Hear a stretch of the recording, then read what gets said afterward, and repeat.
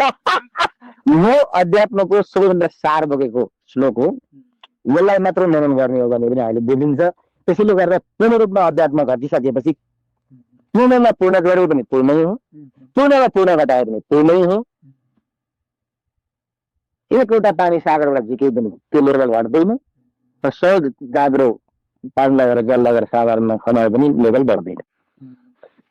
त्यो बिन्दु त्यो चाहिँ अब अन्तिममा अन्तिममा त्यहाँ पुगिसकेपछि यो अहङ्कार यो त्यो काम क्रोध लोभ मोह मात्सर्य सबै तर माथिको कुरा भयो।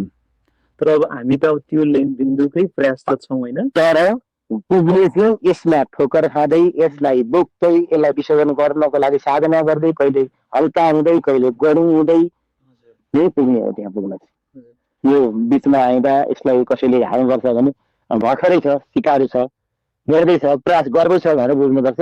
टोटल्ली यसलाई गलत पनि बुझ्नु हुँदैन। भनेपछि सबै कुरा अन्तत गएपछि अब कोही न कोही त हामीले फेरि अध्यात्मको परम बिन्दु पनि तपाईँको कन्सियस लेभलको क्षमता कतिसम्म गएर जाने हो।